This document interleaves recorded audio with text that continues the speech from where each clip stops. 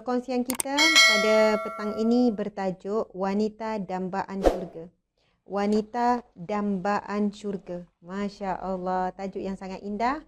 Ia soalannya khusus untuk para wanita yang ingin menjadi wanita dambaan syurga ataupun disebut sebagai wanita bidadari di syurga, ahli syurga di kalangan wanita. Jadi ini adalah berkenaan dengan kita.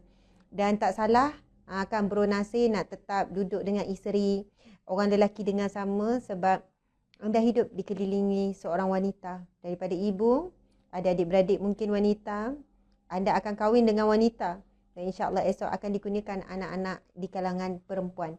Jadi sebenarnya wanita sentiasa berada di sekeliling kita. Kita tak boleh lari hidup daripada wanita. Masya Allah. Muslimin muslimat dimati Allah sekalian, perkongsian pada petang ini 2.30 hingga 3.30. Ada lebih kurang dalam 40 minit lagi. Penganjurnya adalah Dewan Muslimat PAS Kawasan Tambun. Masya Allah. Hari itu tak silap dengan Dewan Muslimat PAS. Adalah. Sebenarnya ada daripada wakil yang lain. Kali ini Dewan Muslimat PAS Kawasan Tambun. Tambun ni Perak. Tambun Perak. Okey, Puan Yusmaliza binti Yusof. Terima kasih yang saya hormati, yang dimuliakan Puan Yusmaliza binti Yusof, Ketua Muslimat Dewan Muslimat PAS Kawasan Tambun. Seterusnya Puan Karmila binti Nan, Timbalan Ketua Muslimat Dewan Muslimat PAS Kawasan Tambun. Seterusnya Puan Nur Izzati binti Muhammad, Ketua Lajnah Penerangan Dewan Muslimat PAS, merangkap pengarah program Pesona Wanita Solehah. Ini tajuk di bawah program ni, ada di bawah program Pesona Wanita Solehah.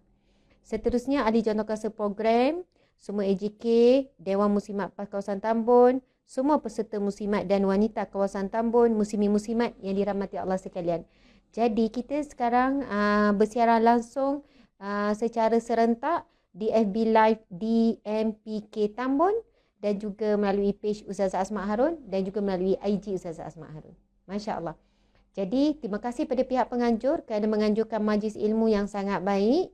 Mudah-mudahan Allah limpahkan kurniaan, kesihatan, kebahagiaan, ketenangan kepada pihak penganjur. Masya Allah. Mudah-mudahan kita semua boleh menyokong kepada apa jua aktiviti yang dianjurkan oleh pihak penganjur. Sebab apa yang dibuat pertubuhan-pertubuhan seumpama ini, kan, pertubuhan, persatuan atas nama apa pun, semuanya bertujuan dengan kebaikan. Masya Allah. Jadi kita boleh follow ya di MPK Tambun, boleh tengok aktiviti apa ada di sana, apa ilmu yang kita dapat, apa manfaat yang kita boleh berikan, berkongsi dan sebagainya. Okey, muslimin muslimat sekalian, para wanita-wanita yang solehah, wanita-wanita yang indah, wanita-wanita bakal bidadari di jannah, insya-Allah, tuan-puan dimati Allah sekalian. Saya nak mulakan dengan persoalan. Saya juga wanita, anda juga wanita. Subhanallah. Syira juga wanita. Tudung sama pula kita hari ni. Masya Allah. Mustard. Ini tudung by Galeri Ustazah Asma ya. Okey, kita semua wanita. Wahai para wanita sekalian, apa sebenarnya yang kita cari dalam hidup kita?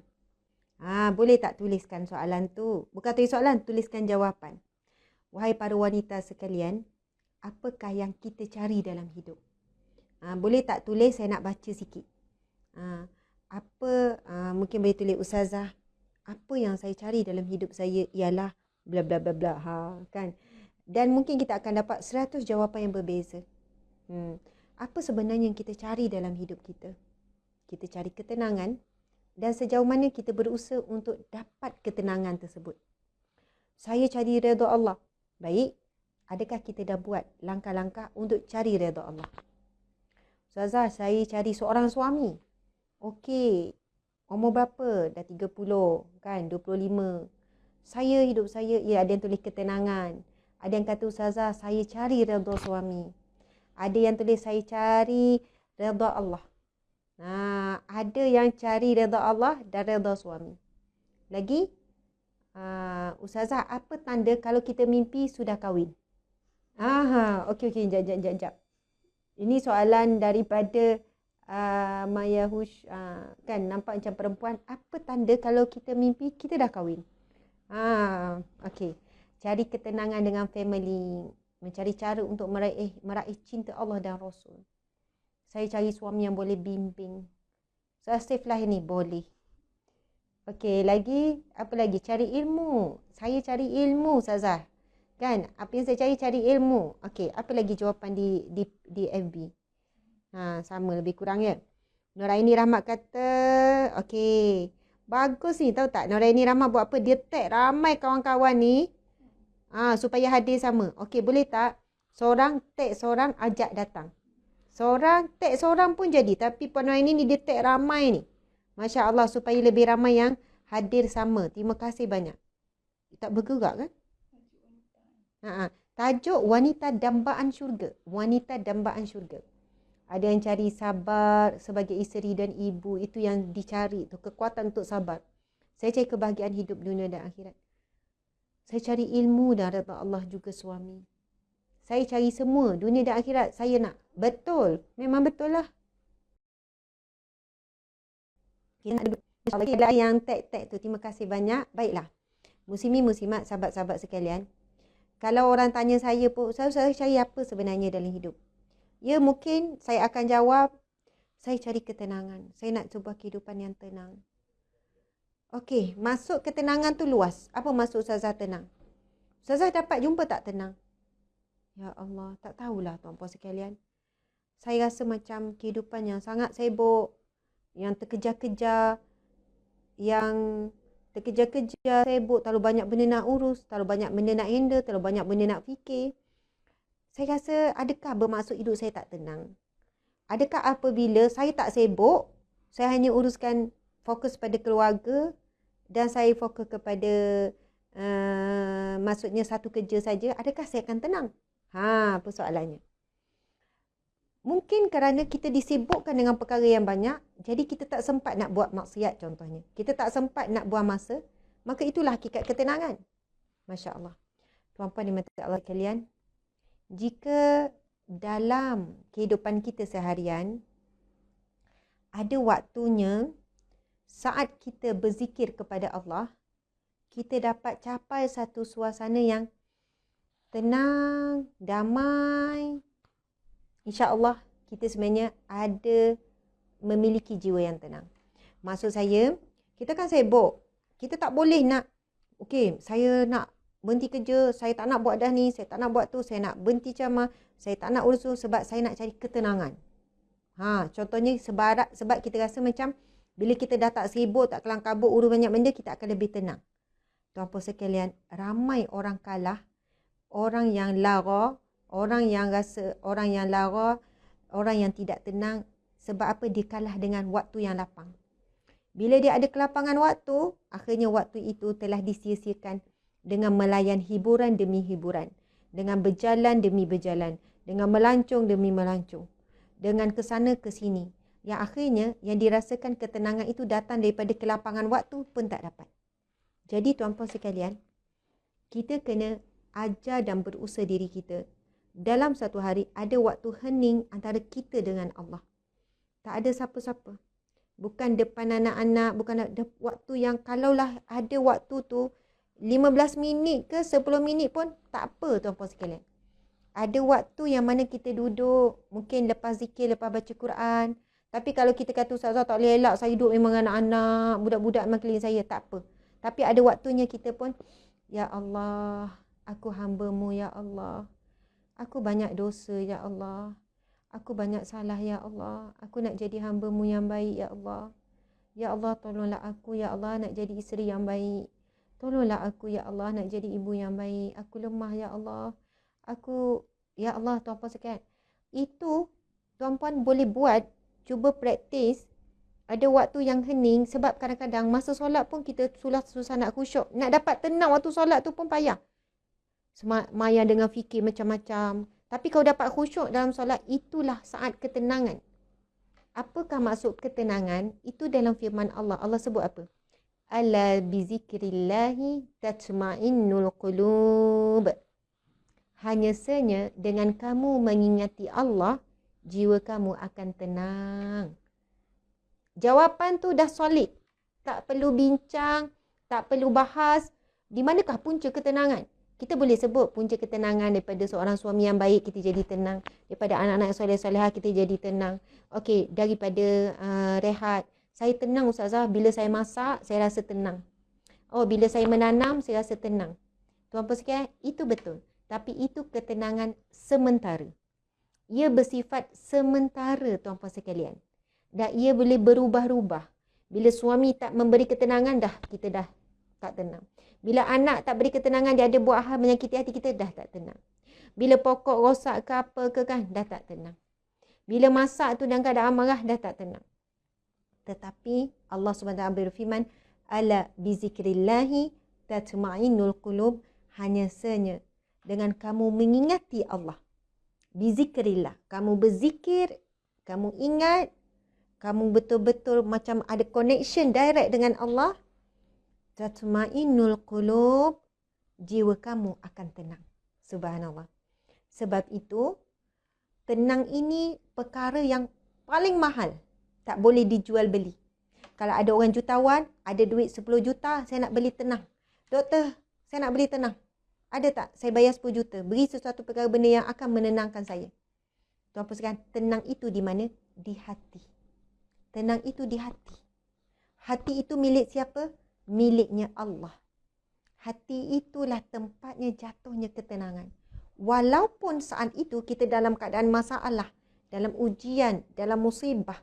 Tetapi kerana kita ada satu perkara main power kita, switch utama kita, zikrullah, kita akan boleh memiliki jiwa yang tenang. Allahu Akbar. Ala bizikrillahi tatma'innul qulub. Hanya sahaja dengan kamu mengingati Allah, jiwa kamu akan tenang. Ada orang tanya, Ustazah, saya zikir tapi tak tenang juga.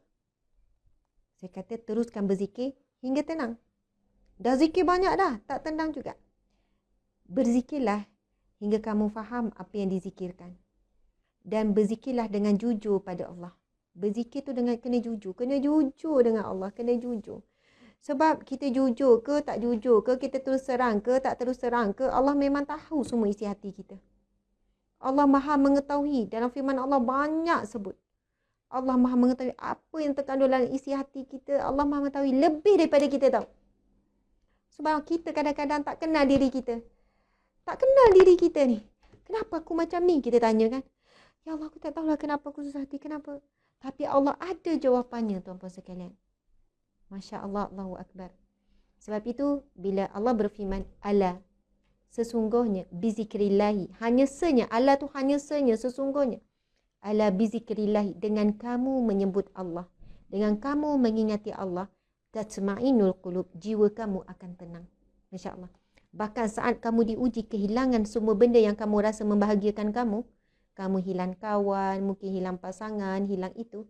Tapi ia tetap boleh berikan kamu ketenangan kalau ada hati itu connection dengan Allah.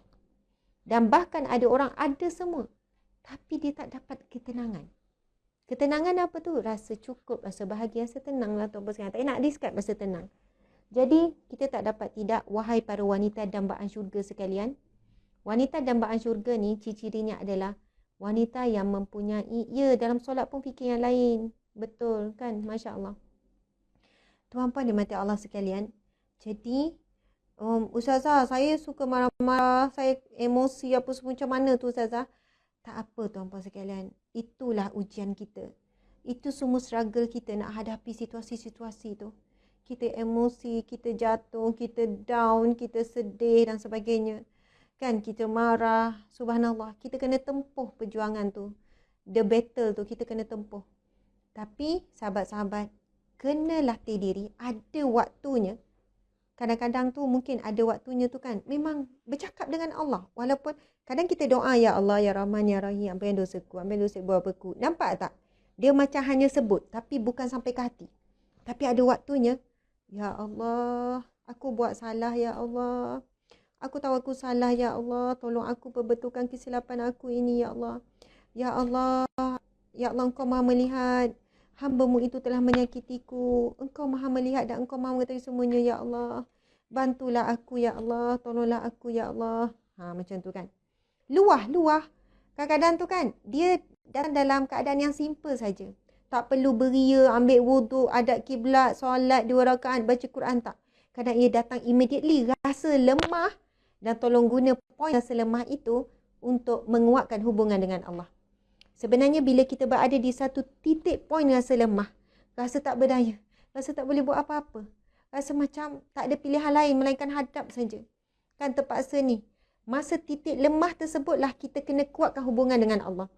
Sebab masa kita berada di situasi yang kuat, kita susah sebenarnya nak betul-betul bergantung kepada Allah. Saat semua ada, semua okey, semua beres, semua ni, masa tu nak minta, ya Allah tolonglah aku. Dan kadang kita tak perlu pertolongan. Tetapi saat kita berada di titik yang lemah, kita terduduk, kita sedang sedih, kita sedang kita kuatkan dengan munajat pada dia. Kalau tak, bahasa-bahasa biasa, luahan biasa. Siapa yang melatih diri macam tu, dia akan mula rasakan dia ada satu sumber ketenangan yang sebenar.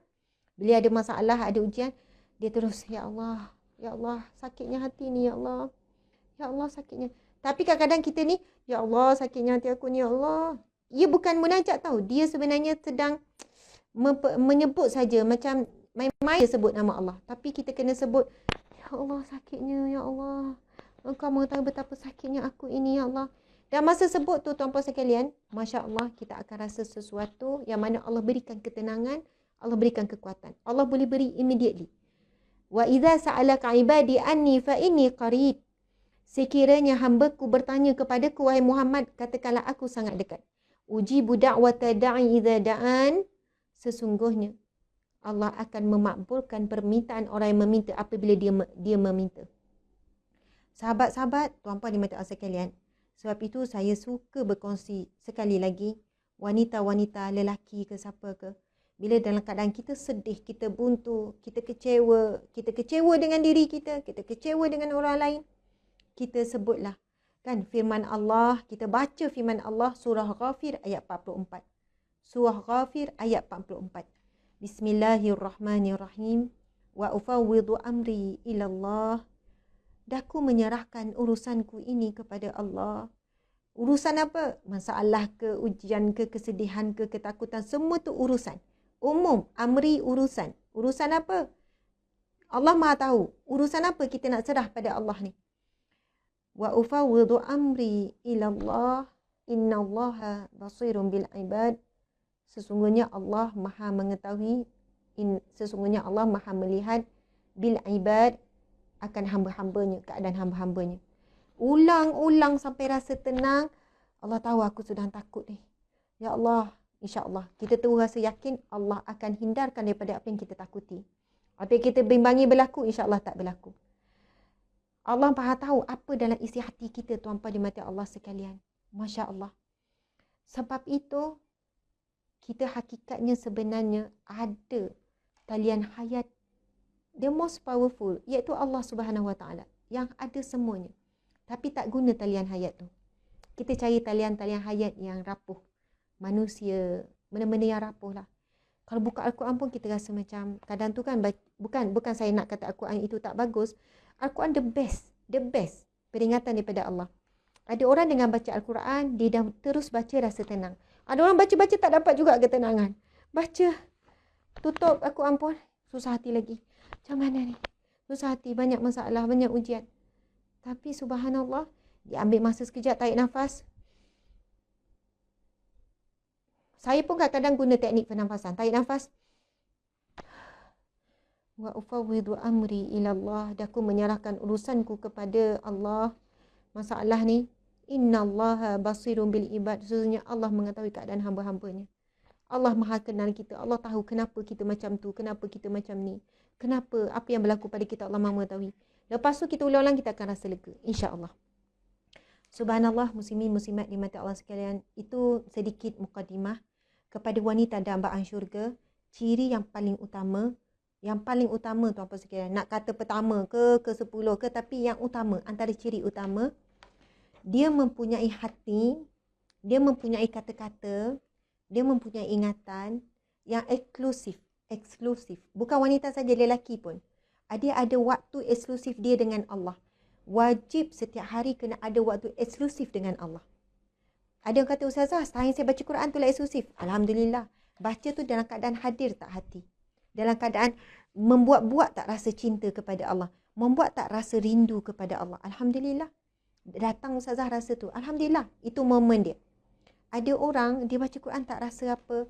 Jadi, mungkin sebelum tidur, ya Allah, hari ni aku macam menyesal, ya Allah. 2 jam tengok apa ni?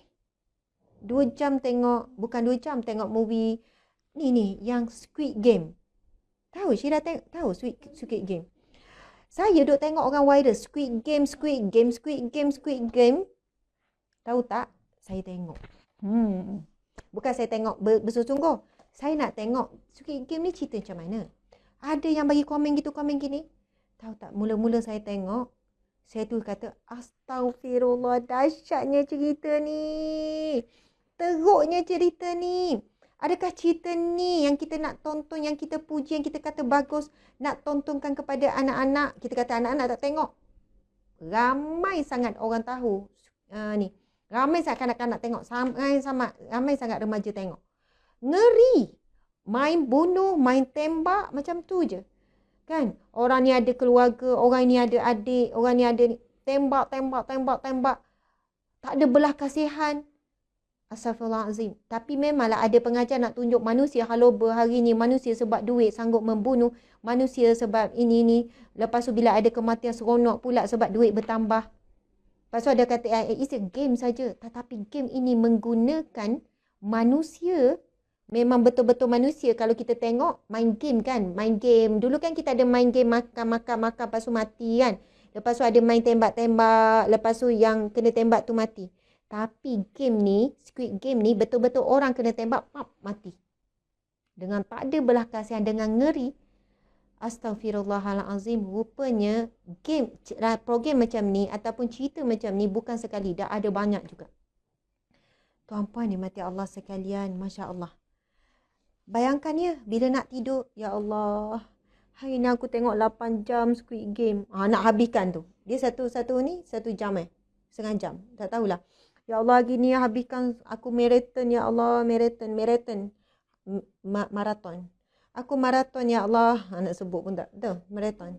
Aku maraton, ya Allah. Tahu tak? Dia macam ni tau. Tuan-puan sekalian, kita tahu kita lalai. Kita tahu kita gagal kawal masa. Kita tahu kita ada buat salah. Tapi kita menidakkan. Kita menidakkan dengan apa? Sedapkan hati. Alah, bukan selalu.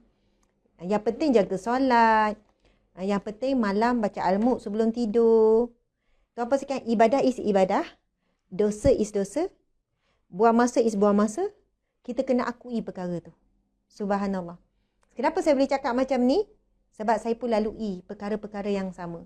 Yang kadang-kadang ada hari saya menyesali dengan saya buang masa dengan perkara-perkara yang saya rasa esok kalau Allah tanya, saya tak tahu nak jawab apa. Dan memang saya tak boleh tipu diri saya, apatah lagi nak tipu Allah.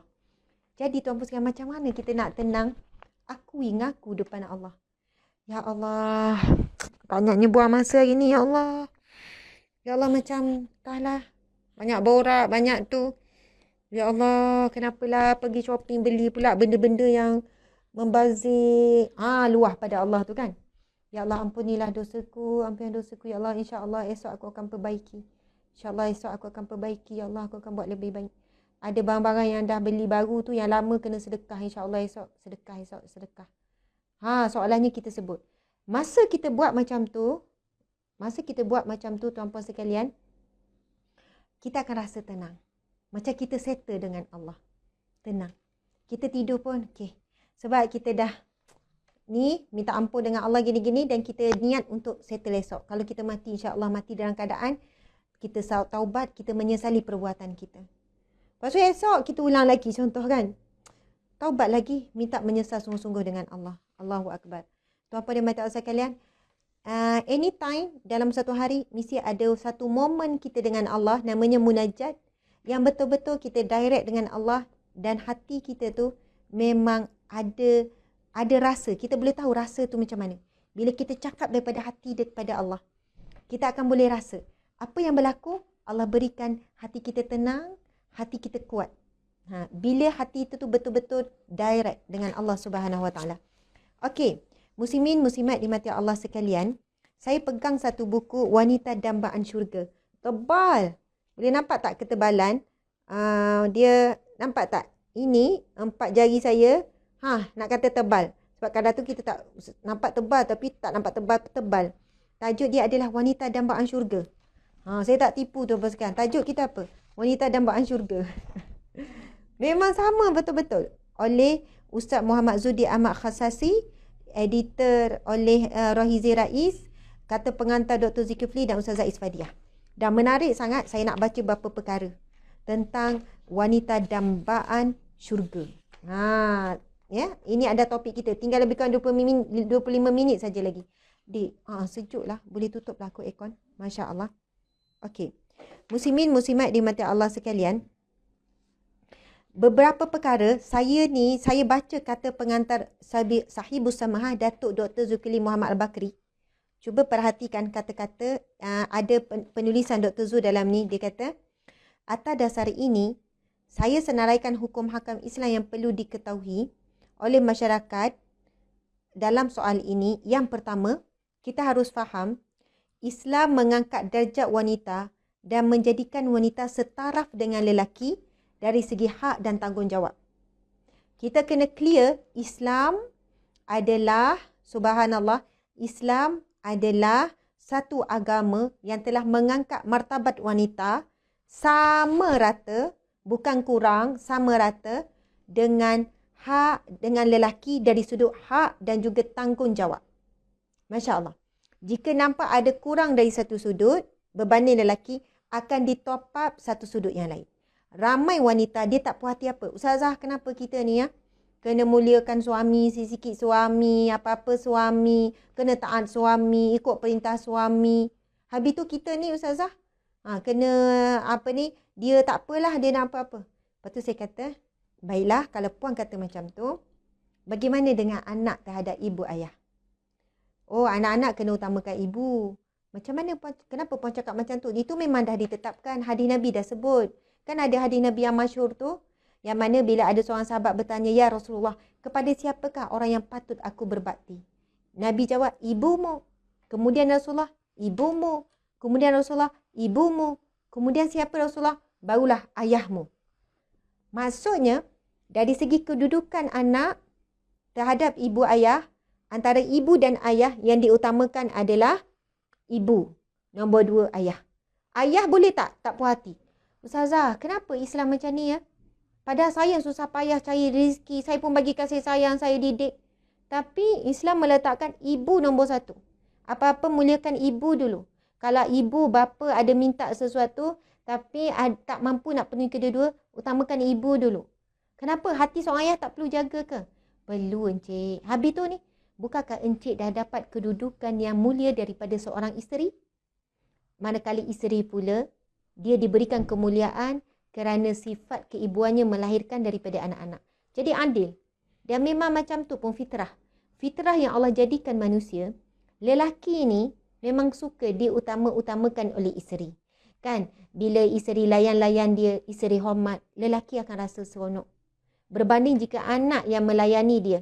Tapi ibu pula berbeza. Dia seronok sangat bila anak layan dia, bila anak hormat dia, bila anak jaga dia, bila anak sekali dia rasa, oh seronok. Masya Allah. Dan Allah berikan keadilan itu kepada dua-dua. Dan tidak ada pun sesuatu yang berat sebelah. Baiklah. Adik, ambil cak telefon Ustazah. Saya nak jawab persoalan sikit ya.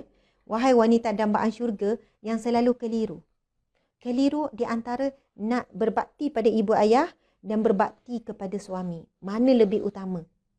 Sebenarnya dua-dua utama. Dua-dua utama. Dua-dua kita boleh berbakti dan kita kena berbakti. Ustazah, adakah lepas kahwin semuanya suami saya memang tak perlu berbakti pada ibu ayah? Adakah bila ibu ayah ni, kan saya sakit hati-hati dia pun tak apa? Sebab sekarang ni syurga saya bawah suami? Jawapannya tidak. Syurga melalui redha ibu ayah kekal sampai mati. Bukan selepas kita nikah, syurga itu beralih kepada redha suami semata-mata.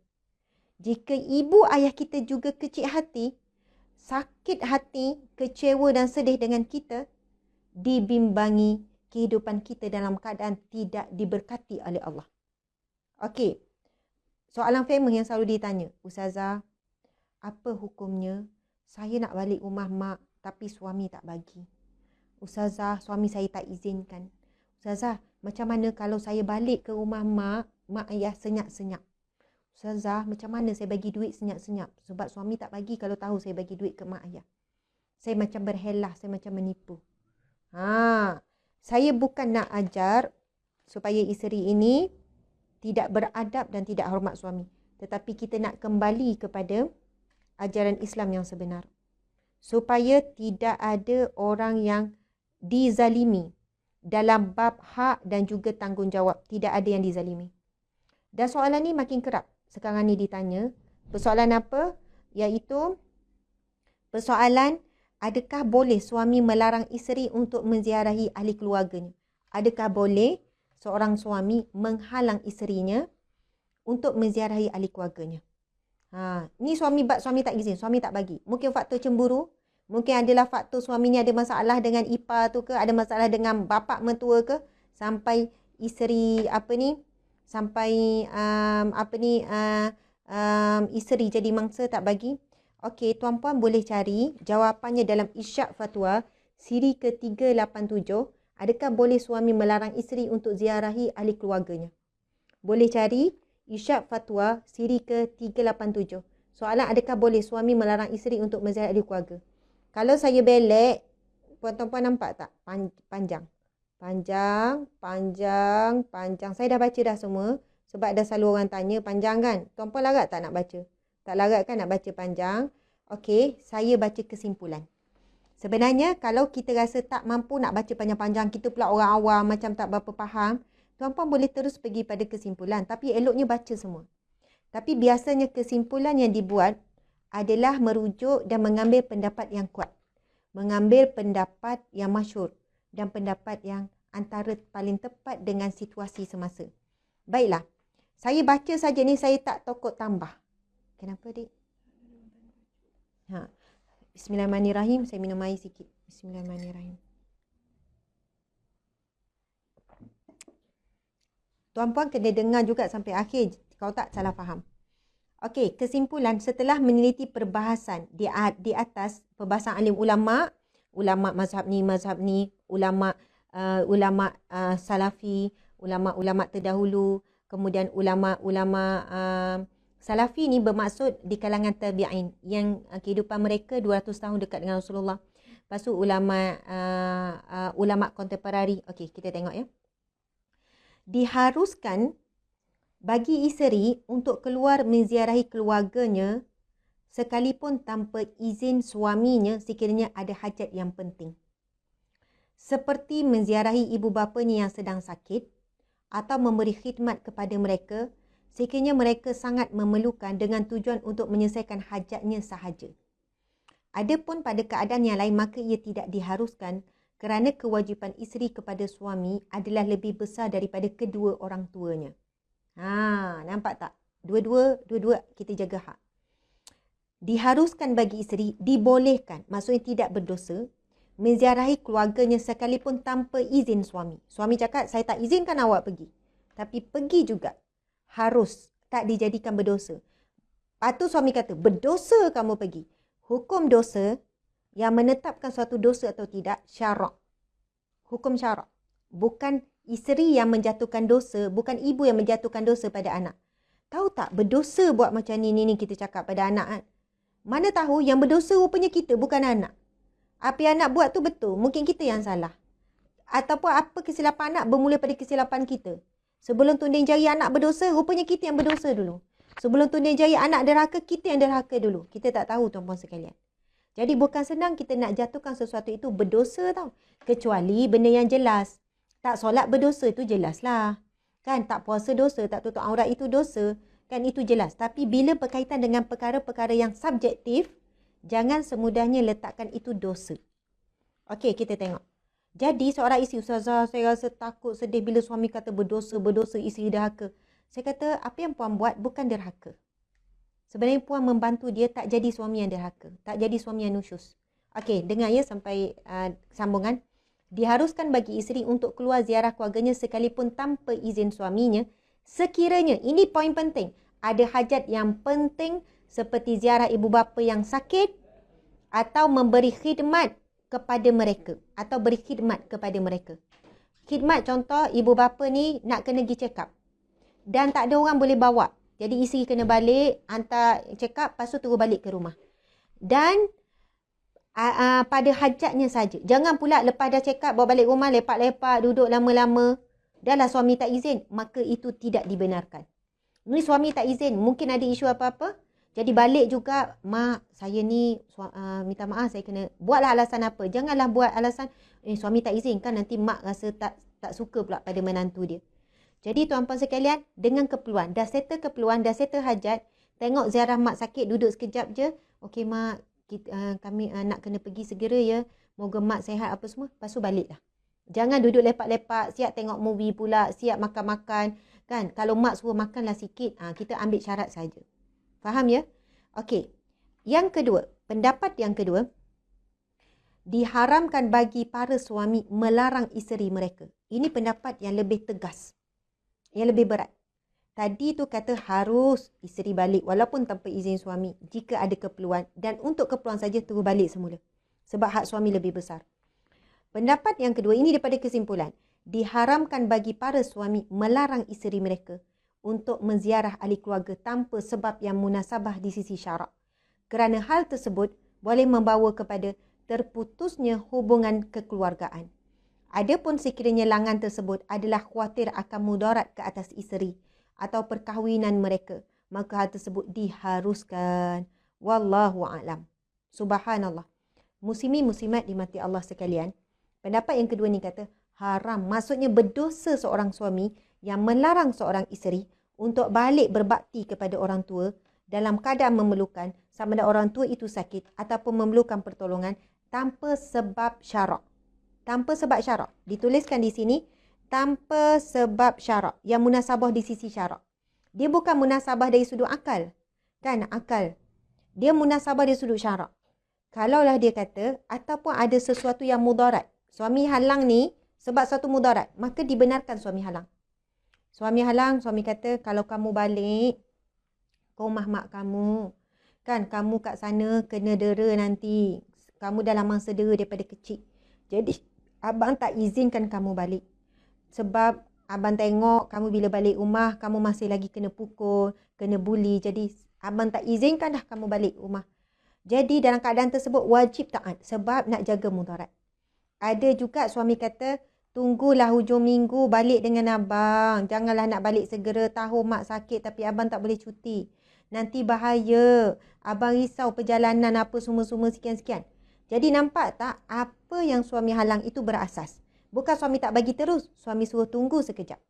Lepas tu, kemungkinan berlaku satu benda tak diingini, na'udzubillah, janganlah salah menyalahkan. Kalau mak meninggal, abang tak bagi, abang tanggung. Janganlah sebut begitu, kita tak tahu apa yang berlaku. Jadi tuan-puan dimati Allah sekalian, sebenarnya larangan kepada isteri, saya baca lagi ni, Jabatan Mufti Wilayah ni, untuk menzahir keluarganya apatah lagi ibu bapa yang telah membesarkannya, bukanlah satu bentuk pergaulan yang baik, kerana hal itu boleh menyakiti pihak isteri dan keluarganya. Para suami seharusnya membantu para isteri untuk menyambung silaturahim dengan kaum kerabatnya, kerana hal tersebut boleh memasukkan kegembiraan ke dalam hati isteri. Hal ini juga kerana menyambung tali silaturahim adalah sebesar-besar ketaatan kepada Allah. Semoga Allah memberikan kita semua kefahaman yang benar dalam beragama. Sebab itu tuan-puan sekalian, bila ada masalah rumah tangga yang tak boleh dapat solution tu mesti ada dalam syariat. Takkan ada masalah suami isteri ke, masalah apa ke, bila rujuk Al-Quran, rujuk hadis tak ada jawapan. Mesti ada jawapan. Cuma manusia dengan hawa nafsu enggan mengikuti panduan syarak. Sebab apa? Ego. Ego. Tak nak tunduk, tak nak akui. Ya, aku salah. Ya, sepatutnya tak boleh. Subhanallah, tuan-tuan, jika kita hidup berpandukan syarak, insya-Allah banyak masalah boleh diselesaikan. Banyak konflik boleh diharmonikan. Masya Allah. Sebab itu, bila kita pergi yang pertama ni, bila Dr. Zulkifli sebut, Islam mengangkat darjat wanita dan menjadikan wanita setaraf dengan lelaki dari segi hak dan tanggungjawab. Wanita ada hak dia terhadap ibu bapanya. Suami ada hak dia. Suami pula ada hak ke atas isteri. Isteri juga ada hak ke atas suami. Antara hak yang isteri perlu dapat pada suami, dilayan dengan baik. Diberikan keperluan, diberikan kasih sayang. Isteri pun sama, perlu berikan perkara yang sama. Jadi tak ada timbul isu dalam rumah tangga yang kena lebih suami. Suami lebih dalam beberapa perkara, isteri juga dilebihkan dalam beberapa perkara. Islam ada agama harmoni yang memberikan hak masing-masing secara adil. Subhanallah, Allahu Akbar. Jadi, wahai para suami, jika anda menjaga hati ibu ayah saja, sehingga tidak menjaga hati ibu ayah mertua, sebenarnya anda telah menghilangkan sumber keberkatan dalam rumah tangga. Kerana kedua-dua hati ibu dan ayah perlu dijaga. Kalau anda kata yang wajibnya mak ayah saya kena taat pada, sebab syurga saya di bawah mak ayah saya, awak pula syurga di bawah saya, jadi awak kena taat saya pula kena ikut mak ayah saya. Mak ayah suami suruh balik ya rumah minggu ni. Okey, minggu depan balik. Setiap minggu Ustazah asyik rumah mak dia je. Lepas tu bila saya kata bila nak balik rumah mak saya, suami kata dah mak saya kan perintah, kita kan kena taat. Saya panggil suami, saya kata, encik, sekarang encik adalah seorang lelaki yang waras, lelaki yang berakal, lelaki yang merdeka. Subhanallah. Jangan disebabkan permintaan yang melampaui batasan daripada ibu ayah. Permintaan yang melampaui batasan. Dia kata melampau ke? Encik ada tanggungjawab kepada isteri. Encik juga ada tanggungjawab kepada ibu ayah. Kalaupun tak seimbang, jangan keterlaluan. Jadi, encik sebagai lelaki sebenarnya perlu juga ada prinsip. Bagaimana encik nak jaga kedua-dua hati. Nak jaga hati ibu ayah kandung, nak jaga hati ibu ayah mertua. Kalau gile-gile ke, ataupun kalau yang ni bagi hadiah, yang sana pun kena bagi hadiah. Kerana apa? Saya ingatkan hati ibu ayah di sana, doa mereka, kekecewaan, kelukaan mereka juga akan memberi kesan kepada rumah tangga encik. Akan bagi kesan juga kepada rezeki yang encik cari. Lapang ke, sempit ke dan sebagainya. Subhanallah. Jadi kadang-kadang tuan-puan dimati Allah sekalian, perkara begini kita perlu ingatkan dengan lemah lembut kepada para suami, kepada para isteri. Sama juga isteri. Kita jangan duduk fikir beri hadiah kepada mak ayah kita je. Sikit-sikit buat surprise, sikit-sikit buat COD pada mak ayah kita. Kita pun kena layan sama mak ayah mertua. Babang kita buat COD tak untuk mak ayah? Oh, mak ayah mana? Dua-dualah. Nak buat COD tak lah hari ni. Sana bagi, sini bagi. Saya rasa kalau isteri yang buat begini, suami juga ni. Kalau masing-masing pertahankan, itu yang akan berlakunya perpecahan. Subhanallah. Okey, prinsip yang kedua, perbezaan hak antara lelaki dan wanita dilakukan berdasarkan perbezaan semula jadi antara lelaki dan wanita yang tidak dapat dinafikan. Juga berdasarkan perbezaan peranan yang perlu dimainkan oleh mereka. Ia bertujuan memelihara hak yang telah diberikan kepada kedua-dua jenis. Masya Allah. Ramai yang petikaikan contoh. Ustazah, kenapa ya kalau bab faraid, anak lelaki dapat banyak 1/2. Anak perempuan pula kongsi ramai-ramai 1/6 kan. Kenapa? Padahalnya Ustazah, yang jaga mak ayah yang sakit tu anak perempuan tu. Ustazah, anak lelaki ni gini-gini, anak perempuan lah yang banyak gini-gini. Contoh kan, Masya Allah. Tuan-puan yang dirahmati Allah sekalian, persoalan tu banyak ditanya. Kenapa Ustazah? Macam soalannya nak bagi tahu Islam itu tidak adil. Berhati-hati kita. Jangan sampai terlintas hati kita betul-betul kata tak adil. Yang adilnya sama rata. Bila mak ayah meninggal, kalau ada anak 10 orang, bagi sama rata 10 orang. Bagi rata sama rata. Tuan-puan sekalian, sebenarnya kalau mula-mula bagi sama rata, lepas tu adik-beradik setuju memula ikut faraid, lepas tu adik-beradik setuju untuk sama rata, itu tak ada masalah. Tak bertentangan dengan syariat. Mula-mula ikut faraid, lepas tu dah tahu dah lelaki dapat berapa, perempuan dapat berapa. Lepas tu adik-beradik lelaki pun bincang, kata macam ni lah. Kami rasa arwah mak tinggalkan ni, kami nak lepaskan bahagian kami, nak jadikan hadiah kepada adik-beradik. Kalau macam tu tak ada masalah, ia bukan menentang hukum faraid, tak. Jadi dia pun gabungkan balik, lepas tu bagi sama rata semua. Tak ada masalah. Ataupun ada juga adik-beradik lelaki kata, kami dapat bahagian yang banyak ni, kami pun rasa tak sedar hati. Sedangkan kami tahu siapa yang paling banyak jaga mak ayah. Jadi kami nak bagikan sebahagiannya yang kami punya ni kepada sekian-sekian. Boleh tuan-puan sekalian. Bukan kata, kena ikut berdosa, tak. Maksudnya, kita tidak boleh menentang dan tak boleh rasa macam tak puas hati. Tuan-puan sekalian, orang lelaki yang bertanggungjawab, bila dia dapat harta faraid daripada keluarga dia, kita isteri boleh tumpang tak? Boleh. Kita ada hak ke atas harta tersebut. Kita ada hak. Sebagai isteri, kita ada hak juga. Tetapi kalau seorang anak perempuan dapat hak dapat harta daripada pembahagian mak ayah meninggal ke apa, dapat harta faraid, harta tu untuk kita saja. Suami tak ada hak terhadap harta tersebut. Kerana itu hak kita saja. Tapi bila suami dapat, kita ada hak juga. Nampak tak tuan-puan dimati Allah sekalian? Adanya di situ. Dan time kalau berlaku kematian mak ayah dia, kan kita pun, oh seronoknya abang, banyak je, alhamdulillah syukur, banyak bahagian abang dapat. Bukankah ketika itu kita gembira bila suami kita dapat lebih? Tetapi bila time kita dapat kurang dan adik-beradik lelaki dapat lebih, kita pula tak gembira. Tapi bila suami kita dapat lebih, kan kita happy. Itulah rezeki yang tak disangka-sangka. Bukan kata happy mak yang meninggal, tapi rupanya ada rezeki yang tak disangka-sangka.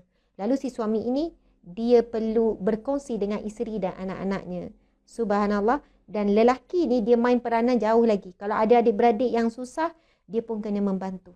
Berbanding dengan peranan isteri, kena tu ada kewajipan. Tapi perempuan dia tak berdosa kalau dia tak tolong. Subhanallah, muslimin, muslimat dimati Allah sekalian. Jadi sebenarnya bila kita faham kenapa, barulah kita rasa, wah cantiknya Islam ni. Sempurnanya, adilnya. Masya Allah. Okey, yang ketiga, ni Dr. Zulkifli Al-Bakri tulis, tarikan semula jadi yang kuat antara wanita dan lelaki menjadi asas kepada hubungan antara mereka. Matlamat hubungan ini bukan sahaja untuk berseronok atau sebagainya, malah tujuan utamanya ialah untuk bekerjasama menjaga kelangsungan bangsa manusia dan juga bekerjasama memikul beban hidup. Subhanallah. Tuan-puan dimati Allah sekalian, Allah memang ciptakan manusia ada dua, lelaki, perempuan, untuk saling melengkapi dan saling memerlukan. Tetapi ada yang istimewa, ada wanita yang boleh hidup walaupun seorang diri sampai akhir kematian dia. Dan hidupnya bahagia, gembira, lapang dada, cukup. Ada juga lelaki yang begitu. Sampai umur 40, 50, 60 bersendirian. Allah yang maha adil memberikan mereka kecukupan dengan cara yang berbeza. Dan ada manusia yang memang tak boleh hidup melainkan dengan adanya pasangan. Sebab itu kita boleh tengok, lepas meninggal isteri, kahwin lagi. Lepas tu meninggal, kahwin lagi. Kita tak boleh kata, apalah dah tua-tua nak nikah lagi, kubur isteri merah lagi, lepas tu dah nak kahwin lagi. Tak boleh. Memang Allah ciptakan fitrah tu berbeza-beza. Bukannya semua, kalau semuanya fitrahnya tak boleh mesti nak kahwin juga. Bagaimana dengan mereka yang Allah uji dan daripada ujian tu sebenarnya Allah nak berikan kelebihan yang banyak. Bila mereka hidup di dunia tidak ada pasangan. Sebab itu kita bukan kata semuanya memerlukan, tetapi itu adalah satu ketetapan yang berbeza mengikut situasi. Jadi pada hari ini kalau kita jumpa ada orang kata, contohnya umur dia dah 35. Kau tak nak kahwin ke? Entahlah, belum masa lagi. Kau ni apa belum masa? Kau tak rasa ke nak kahwin? Tak normal lah kau ni. Kau ni gini-gini. Kita tak tahu apa yang berlaku dalam hidup dia. Dan bagi kita tak normal, tapi bagi dia normal. Dan dia boleh bahagia sahaja dengan apa adanya. Memang sudah tentu ada ujian.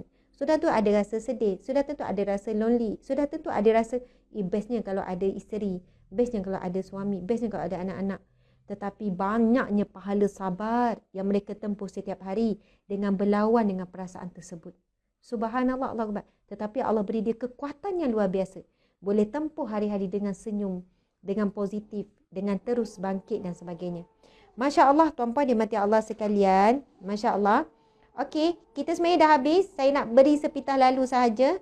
Di antara yang dituliskan dalam buku ni, ciri-ciri wanita dambaan syurga. Yang pertama, menyenangkan apabila dipandang. Ciri-ciri wanita syurga bidadari kan? Kan kita kata bidadari kan indah-indah ni. Jadi, Masya Allah, tabarakallah. Mungkin ada ramai juga kan saya yang masih lagi bersendiri. Masya Allah. Tapi saya jumpa ramai wanita hebat yang bersendiri, lelaki yang hebat yang masih bersendiri. Sebab mereka merasakan hidupnya sempurna. Bukan hanya dengan adanya pasangan. Tapi kehidupan yang sempurna itu apabila adanya Allah dalam hati. Sebab ramai orang ada pasangan tapi dalam hati tak ada Allah. Allah bagi anak, dalam hati tak ada Allah. Allah bagi harta, dalam hati tak ada Allah. Itu hidup yang sangat cacat. Itu hidup yang sangat cacat, yang tak sempurna. Tapi ada orang, dia tak ada tu, dia tak ada ni, mak ayah meninggal. Ada seorang anak muda ni kata, Ustazah, saya tak ada siapa-siapa Ustazah. Saya anak yatim piatu. Saya anak yatim piatu. Subhanallah. Saya tak ada mak ayah. Saya tak ada siapa-siapa Ustazah. Kalau ada orang sedih tak jumpa mak ayah, saya tak ada peluang pun nak kenal mak saya meninggal masa kecil, ayah sekian-sekian. Subhanallah, saya tanya apa kebahagiaan yang kamu boleh. Sekarang pun saya tak kahwin lagi, mak ayah tak ada, pasangan tak ada. Saya kadang-kadang rasa lonely sangat. Lepas tu saya tanya, apakah erti bahagia? Kamu bahagia dengan apa? Ustazah, Allah yang membahagiakan saya. Allah berikan saya mudah bahagia dengan banyak perkara. Walaupun mungkin bagi setengah orang, makan tu tak bahagia. Saya bahagia dengan apa yang saya makan. Saya bahagia dengan kawan-kawan. Saya bahagia dengan masa saya yang, saya ada masa yang banyak untuk baca Quran. Saya tidur, saya boleh buat apa yang sunnah-sunnah Nabi yang mungkin ibu-ibu tak boleh buat, tak sempat. Kan? Sebab keletihan. Saya pula tak menghadapi konflik rumah tangga. Saya fikir, subhanallah, sebab dalam hati kamu ada Allah. Hasbi Rabbi Jalallah, ma fi qalbi ghairullah. Kan? Cukuplah bagiku Allah, tidak ada sesuatu melainkan Allah. Maka Allah betul-betul cukup dalam hatinya. Tuan-puan sekalian. Ada orang dah ada anak ramai, tapi tak cukup. Bukan tak cukup anak. Kita kata anak tu beri bahagia, tapi anak itu menjadi sebab. Dia rasa macam marah, hidup hari-hari. Kau ni asyik buat aku marah. Cakap dengan anak aku kau ni satu hari tak boleh ke buat, tak buat perangai. Dia ingat dulu sebelum ada anak akan membahagikan dia. Masa kecil comel, tapi anak makin besar, ada perangai dia. Akhirnya anak tu bukan cukup. Subhanallah. Dulu rasa sebelum kahwin, seronok ada suami. Allah bagi suami. Bila bagi suami, ada konflik. Adalah benda yang tak kena. Adalah bergaduh. Adalah sedih. Adalah kecewa. Adalah geram. Subhanallah. Sebab itu akhirnya, Masya Allah, kita tak tahu Allah selamatkan kita daripada apa. Kenapa kita belum menikah. Kenapa kita belum itu. Kenapa kita belum ada anak. Kenapa sekian-sekian. Sebab apa? Kadang-kadang bila Allah berikan apa yang kita nak, kita hilang hakikat bahagia yang sedang kita nikmati. Ketenangan yang sedang kita miliki. Kelapangan yang sedang kita miliki. Kehidupan yang harmoni yang sedang kita miliki. Disebabkan apa, tuan-puan sekalian? Sesuatu yang kita nak sangat walaupun bukan mengikut syariat. Nauzubillah min zalik. Okey, ciri yang pertama menyenangkan apa bila dipandang. Kita boleh tanya suami, senang tak tengok muka saya? Agak-agak anak kita senang tak tengok muka kita? Ataupun kalau tengok muka kita, anak kita takut, anak kita macam kalau boleh tak nak jumpa, anak kita cakap pun tak nak tengok, kita bersabarlah. Yang kedua, mentaati apabila disuruh. Itu ciri wanita dambaan syurga, wanita salihah. Mentaati apabila diperintah. Oleh siapa? Bila dah nikah ada suami. Kalau tak nikah ada ibu ayah. Taat ibu ayah. Wanita ni Allah ciptakan dia, fitrah dia suka mentaati. Suka je kalau perlu taat dia seronok. Sebab itu berbeza lelaki. Lelaki Allah bagi fitrah suka suruh. Buatkan air, kita pun buat air seronok. Bila buat air je bang, air rasa macam. Fitrah wanita suka ada sifat mentaati. Dan daripada situ ada kepuasan kita bila kita mentaati. Masya Allah. Bagi yang belum berkahwin, mentaati itu kepada ibu ayah. Bagi yang dah berkahwin, mentaati itu kepada suami. Subhanallah. Dan sebagai manusia, mentaati itu apa? Taat kepada perintah Allah. Taat ni diberi ketenangan. Bila taat, tenang. Bila buat, settle. Sebab itu kalau kita tanya apa yang kita cari dalam hidup kita, kita mencari nilai sebuah ketaatan. Dan mentaati ni ada limit dia lah. Mentaati apa yang diperintah, meninggalkan apa yang dilarang. Dan selagi mana perintah suami tak bertentangan dengan syarak, maka kita boleh taat. Jangan taat membuta tuli, kita sebut kan. Lepas tu yang ketiga ciri wanita solehah dan dambaan syurga, penjaga maruah dan harta. Jaga maruah, jaga harta. Subhanallah. Jaga harta daripada pembaziran. Jaga harta daripada melakukan keburukan. Kan cari rezeki, kalau isteri cari rezeki, kalau suami pastikan harta tersebut dikeluarkan zakat dan sebagainya. Maruah diri dijaga. Subhanallah. Berbagai lagi lah tuan-puan sekalian, sebenarnya banyak ciri-ciri wanita solehah dan dambaan syurga. Saya nak, sekarang masa kita pun dah habis tuan-puan sekalian, saya nak tutup dengan satu kisah. Satu kisah yang disebut dalam buku ni juga, Masya Allah, sekejap tadi saya jumpa ada kisah. Kalau taat ada 3 taat ya, taat ibu ayah, taat suami, Lepas tu taat kepada yang paling utama taat kepada Allah Subhanahu Wa Taala. Dalam buku ni ada cerita tentang tokoh-tokoh wanita yang solehah, antaranya Khadijah binti Khuwailid, Fatimah Az-Zahra, Ummu Sulaim binti Milhan, Sumayyah binti Khayyat. Subhanallah. Kejap, saya nak cari Al-Mar'atu As-Sauda. Saya nak baca kisah ni. Al-Mar'atu As-Sauda. Al-Mar'atu As-Sauda maksudnya wanita yang berkulit gelap. Al-Mar'atu As-Sauda. Subhanallah. Al-Mar'atu As-Sauda maksudnya wanita berkulit gelap. Wanita bukan As-Sauda ni hitam, wanita berkulit hitam. Kita kalau sebut gelap, coklat gelap, kulit gelap, kan coklat lah, coklat gelap. Tapi bila sebut sauda, hitam. Maksudnya kulit wanita ini betul. Kita pernah tengok orang negro kan, orang Arab, Yaman dan sebagainya, yang mana hitam betul-betul. Bermaksud dia adalah wanita yang bukanlah kelebihannya, dia bukanlah wanita yang dikenali, nama dia pun tak disebutkan, nama dia pun tak ada, tapi ini ada daripada riwayat Bukhari dan Muslim kisah dia. Saya dah pernah cerita beberapa kali. Okey, perempuan yang disifatkan sebagai Al-Mar'atu Sauda iaitu wanita yang berkulit hitam sebagaimana dijelaskan di dalam hadis berikut. Atha' bin Abi Rabah berkata, Ibnu Abbas berkata kepada saya, maukah saya tunjukkan seorang wanita syurga kepadamu? Siapa yang kata ni? Ibnu Abbas. Ibnu Abbas ni siapa? Sahabat Nabi. Dia sedang sebut pasal siapa? Seorang wanita ahli syurga, seorang wanita syurga kepadamu.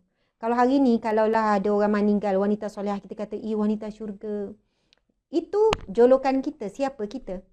Siapa kita? Kan? Kalau kita kata, ya Allah, aku menyaksikan dia ni orang yang baik, syurgalah bagi dia. Kata-kata kita tu mungkin dari sudut manusia biasa yang menilai. Tapi tak ada nilai yang konkret, yang kuat. Tapi bila seorang sahabat Nabi, Anas bin Malik, yang sangat dekat dengan Rasulullah, dan dia sendiri menukilkan, bila menukilkan, menyebutkan sesuatu, ia bukan berdasarkan hawa nafsu. Melainkan mungkin Rasulullah sendiri pernah mengiktiraf wanita ini. Masya Allah, disebut apa? Maukah saya tunjukkan kepadamu seorang wanita syurga? Seorang wanita syurga. Saya menjawab, ya. Maka Ibnu Abbas berkata, wanita hitam ini telah datang menemui Rasulullah sallallahu alaihi wasallam. Lalu berkata, wanita hitam, Al-Mar'atu Sauda. Jadi nama dia tak dinukilkan. Dia bukan wanita yang masyhur dengan ilmu ke dengan kesolehan, tetapi dia masyhur dengan gelaran wanita hitam, bukan menunjukkan, bukan nak burukkan, bukan nak ejek, hitam, tak. Tetapi untuk diketahui ciri-cirinya. Untuk dikenali melalui cirinya. Dia adalah wanita yang berkulit hitam. Dia bertanya kepada Rasulullah, wahai Rasulullah, saya menghidap sejenis penyakit sawan yang menyebabkan aurat saya sering terbuka. Doakanlah kesembuhan untuk saya ya Rasulullah. Lantas Rasulullah berkata kepadanya, sekiranya kamu redha, maka bersabarlah dan pasti kamu akan masuk ke syurga. Dan jika kamu tidak berdaya, maka saya akan meminta kepada Allah agar menyembuhkan penyakitmu itu. Lantas wanita itu menjawab, saya akan terus bersabar. Seraya berkata, tetapi aurat saya akan terdedah kerananya. Maka mintalah kepada Allah agar aurat saya sentiasa terpelihara. Maka Rasulullah pun mendoakannya. Masya Allah. Tuan-puan dan puan sekalian, Al-Mar'atu Sauda, wanita berkulit hitam ini, tuan-puan dan puan Allah sekalian, mempunyai sifat, dan wanita ini disebut sebagai wanita syurga. Sikap dia apa, tuan-puan sekalian? Iaitu sangat menjaga auratnya, sehingga kan dia bertemu dengan Rasulullah. Apabila dia sakit, iaitu sakit sawan, yang mana bila dia sakit, auratnya terdedah.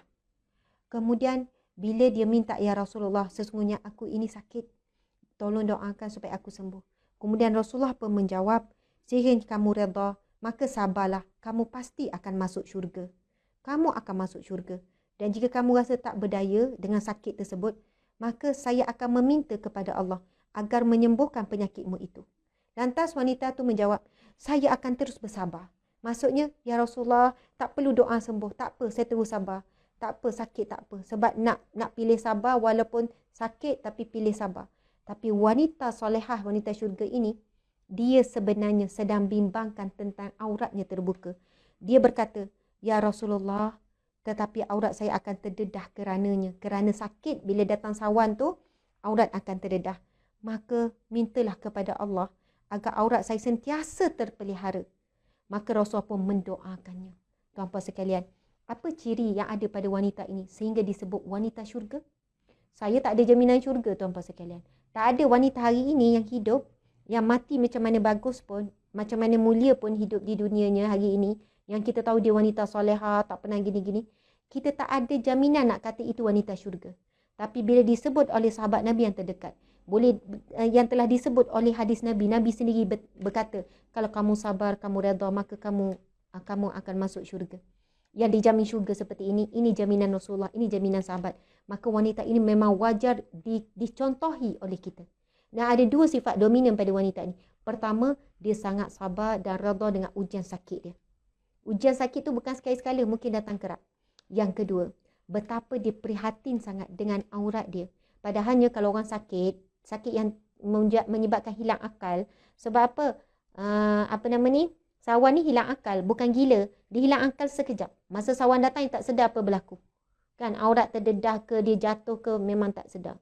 Jadi tuan-puan sekalian, wanita ini dia bimbangkan aurat dia terbuka saat dia dalam keadaan tidak sedar. Sekarang tuan-puan sekalian, kita bukan tak sedar, kita dalam keadaan sedar. Tapi masih ramai wanita tidak diuji pun sakit sebegitu. Dan sedar saja, tetapi mendedahkan aurat dengan senang hati, dengan sesuka hati. Tidak kisah pun aurat terbuka dan sebagainya. Na'udzubillahi min zalik. Jadi kita, tuan-puan sekalian, sebagai kesudahan nak menjadi wanita dambaan syurga, kita kena jaga hak Allah. Jaga hak mak ayah, jaga hak suami. Habis tu ustazah, hak saya, Allah akan tunaikan hak kita. Percayalah, Allah akan beri apa yang kita perlu apabila kita menunaikan kewajipan kita. Jangan bimbang. Sebab apa? Kalau selalu menuntut, itu yang jarang dapat. Tapi siapa yang banyak memberi, dia akan banyak menerima. Kemudian tuan-puan sekalian, contohilah wanita Armar'atu Sauda yang berkulit hitam ini. Seorang wanita yang sabar dan redha dengan ujian yang Allah timpakan. Dan mungkin ada banyak lagi ujian lain yang ditimpakan. Tetapi ujian sakit yang didatang jumpa Rasulullah kerana dia bimbang auratnya terbuka. Lalu Rasulullah mendoakan saat dia diuji sakit tersebut, dan kadang dia tidak sedar itu, auratnya tetap terpelihara. Allahu Akbar. Alhamdulillah, muslimin muslimat, terima kasih banyak-banyak. Moga-moga mendapat manfaat perkongsian pada hari ini. Saya pun juga mohon maaf salah dan silap, kesilapan dan kekurangan. Mudah-mudahan kita dapat sedikit ilmu untuk jadikan pengajaran, jadikan panduan untuk kita menjadi wanita dambaan syurga. Terima kasih sekali lagi kepada pihak pengajur Dewan Muslimat PAS Kawasan Tambun, Perak, di atas pengajuan majlis ilmu yang bertajuk Wanita Dambaan Syurga. Mohlah kita pergi ke FB Live mereka, support program-program mereka, kan? Mungkin kita boleh menyumbang kepada apa yang diusahakan.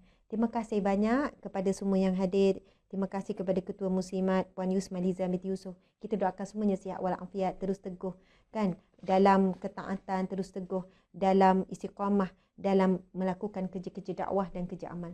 Terima kasih semua. Mohon maaf salah dan silap. Bertemu dalam kuliah Riyadhus Salihin pada pagi besok. Wabillahi taufiq wal hidayah. Assalamualaikum warahmatullahi wabarakatuh. Kita tangguhkan dengan tasbih kafarah dan surah Wal-As. Ada yang tanya, Ustazah baca buku apa? Wanita Dambaan Syurga.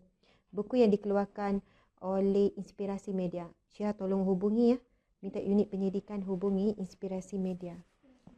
Sebenarnya dia lebih banyak kepada fiqh juga. Pasal fiqh memang sangat bagus. Kitab ni sangat bagus. Saya pun dapat hadiah. Kalau ada rezeki kami akan jual, beli dengan kami. Nanti kita tunggukan pengumuman insya-Allah. Terima kasih semua. Kita tangguhkan dengan tasbih kafarah dan surah Wal-As. Dah baca? Subhanakallahumma wa bihamdika asyhadu an la ilaha illa anta astaghfiruka wa atubu ilaik. Bismillahirrahmanirrahim. Al-'asri innal insana lafi khusr. Lillazina amanu wa 'amilus solihati wa tawasaw bil haqqi wa tawasaw bis sabr. Sadaqallahul azim. Assalamualaikum warahmatullahi wabarakatuh. Ada yang kata aku baca ni mesti setahun setengah habis. Ada yang tulis aku baca ni mesti setahun setengah habis. Sebenarnya saya pun tak habis-habis baca. Sebab itu kan bukan kata tak payah belilah aku anak kita esok baca dapat pahala juga kita. Okey, kadang tu baca saya kan baca berhenti, lepas tu baca balik, tak ganjak-ganjak tu kan. Tapi kurang-kurangnya kita ada gini, duit kita tu kita tak rasa membazir beli buku. Berbanding beli periuk. Bukan kata periuk tu membazir, tapi kadang tu macam itulah baju. Tapi beli buku tak pernah rasa membazir. Walaupun ustazah rasa membazir, saya beli saya tak baca. Sebenarnya tak membazir sebab buku wakaf. Buku dia jadi harta wakaf. Esok-esok Mungkin anak kita tak baca, dia wakaf lah ke madrasah ke apa ke. Jadi tak membazir beli buku. Alhamdulillah. Assalamualaikum.